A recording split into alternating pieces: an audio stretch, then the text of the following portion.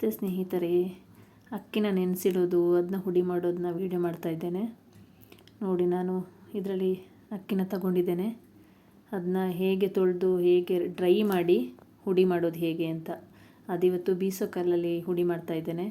ಇವತ್ತಂತಲ್ಲ, ನಾನು ಆಲ್ಮೋಸ್ಟ್ ಬೀಸೋ ಕಲ್ಲಲ್ಲಿ ಹುಡಿ ಮಾಡ್ತಾ ಇರೋದು. ಹಾಗಾಗಿ ಇವತ್ತು ಅದನ್ನ ವೀಡಿಯೋ ಸಹ ಮಾಡಿ ಹಾಕ್ತೇನೆ.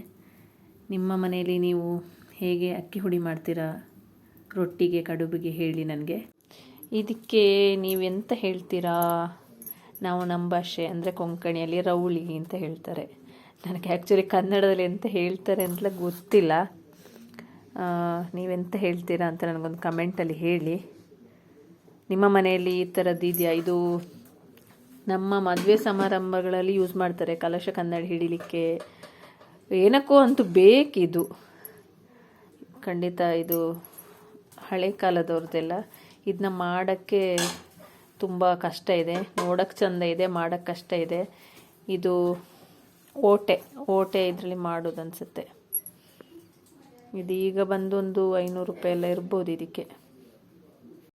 ಈ ಥರ ಅಕ್ಕಿನ ತೊಳ್ಕೊಬೇಕು. ತುಂಬ ಬಿಸಿ ಅಲ್ಲ, ತಣ್ಣೀರಿಸಲ್ಲ, ಮೀಡಿಯಮ್ ಬಿಸಿಯಲ್ಲಿ ಚೆಂದ ತೊಳ್ಕೊಂಡು ನೀರು ಇಳಿಯೋಕ್ಕೆ ಬಿಟ್ಟರೆ ಬೇಗ ಡ್ರೈ ಆಗುತ್ತೆ.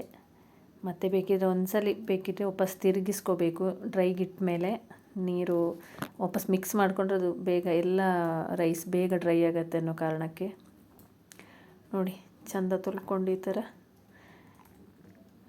ನೀರು ಇಳಿಯತ್ತೆ ಎಲ್ಲ.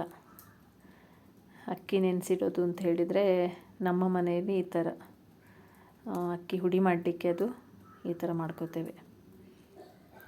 ಗಂಜಿ ನೀರು ಸಹ ನಮ್ಮೊಬ್ಳು ಗಂಗಮ್ಮ ಇದ್ದಾಳೆ, ಅವಳು ಕುಡಿತಾಳೆ. ಈ ಥರ ಮಾಡಿದರೆ ಡ್ರೈ ಆಗುತ್ತೆ.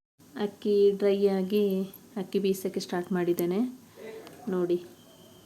ನೋಡುವಾಗ ಅದು ಈಸಿ ಅಂತ ಕಾಣ್ತಿದೆ, ಚಂದ ರೊಯ್ ಅಂತ ತಿರುಗ್ತಿದೆ. ಆದರೆ ಅದು ತುಂಬ ವೆಯ್ಟ್ ಇದೆ. ಅದನ್ನ ಅಭ್ಯಾಸ ಇದ್ದರೆ ಮಾತ್ರ ಇಷ್ಟು ಈಸಿಯಾಗಿ ಹಿಡಿಬೋದು. ಇಲ್ಲದಿದ್ದರೆ ಅದು ಫುಲ್ ಕೆಳಗಿದ್ದು ಕಲ್ಲು ಸಹ ಸಮೇತ ಅಲ್ಗಾಡತ್ತೆ. ತುಂಬ ವೆಯ್ಟ್ ಇದೆ ಅದು. ರೊಟ್ಟಿಗೆಲ್ಲ ತುಂಬ ನೈಸ್ ಮಾಡಬೇಕು. ನಾನಿವತ್ತು ಕಡುಬು ಮಾಡಲಿಕ್ಕೆ ಹುಡಿ ಮಾಡ್ತಾ ಇದ್ದೇನೆ. ಆದ ಕಾರಣ ಅಷ್ಟು ನೈಸ್ ಬೇಡ, ಸ್ವಲ್ಪ ತೆರಿ ರೈಸ್ ಇದ್ದರೆ ಸಾಕು. ಇದು ವಾರಕ್ಕೆ ಒಂದು 4 ಸಲ ಅಕ್ಕಿ ಬೀಸೋದ್ರಿಂದ ನಾವು ಜಿಮ್ಮಿಗೆ ಹೋಗೋ ಅವಶ್ಯಕತೆಯೇ ಇಲ್ಲ. ನಾವು ಅಷ್ಟು ಹಾರ್ಡ್ ಆಗ್ಬೋದು ಇದರಿಂದ, ಈ ಕೆಲಸ ಮಾಡೋದ್ರಿಂದ. ಯಾರ ಮನೆಯಲ್ಲೆಲ್ಲ ಬೀಸೋ ಕಲ್ಲಿದೆ ಕಮೆಂಟಲ್ಲಿ ತಿಳಿಸಿ ನನಗೆ. ಇದು ಹಳೆಯ ಕಾಲದಿಂದ ಬಂದಿರೋ ಕೆಲವು ವಸ್ತುಗಳು. ಇದು ಬೀಸೋ ಕಲ್ಲು, ಇದು ಅಕ್ಕಿ ನೆನೆಸಿಡೋ ಅಂಥದ್ದು ಎಲ್ಲರ ಮನೆಯಲ್ಲಿ ಇರುತ್ತೆ ಅಂತಲ್ಲ.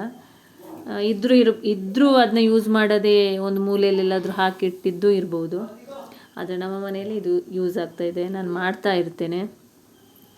ಒಂದು ಹಾಡಿದೆ ಅಲ್ವಾ, ಬೀಸೋದು ಬಿಗಿ ಬಾಳ, ಕುಟ್ಟೋದು ಖುಷಿ ಬಾಳ, ರೊಟ್ಟಿ ತಟ್ಟೋದು ಜಲಬಾಲ ಬಾಲೆಯ. ಹಾಡು ಕೇಳಿರ್ಬೋದಲ್ಲ ನೀವು ಸಹ. ತುಂಬ ಕಷ್ಟ ಅಂತ ಹೇಳ್ತಿದ್ದಾರೆ ಹಾಡಲ್ಲಿ. ಸ್ವಲ್ಪ ಎಷ್ಟು ಚಳಿ ಇದ್ದರೂ ಈ ಬೀಸುವ ಅಷ್ಟೊತ್ತಿಗೆ ಒಂದು ಬೆವರು ಇಳಿಯತ್ತೆ, ತುಂಬ ರೈಸ್ ಎಲ್ಲ ಬೀಸೋಕ್ಕಿದ್ರೆ.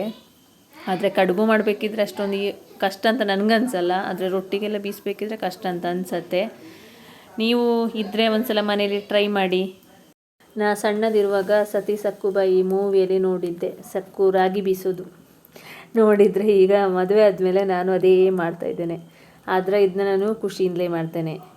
ಈಗ ಎಷ್ಟೆಲ್ಲ ಈಸಿ ಆಪ್ಷನ್ ಇದೆ ಅಂತೇಳಿದರೆ, ಅಕ್ಕಿ ನೆನೆಸಿಟ್ಟು ಮಿಕ್ಸಿ ಮಾಡಿದರೆ ಆಯಿತು, ಅಕ್ಕಿ ಹುಡಿ ತಂದರೆ ಆಯಿತು.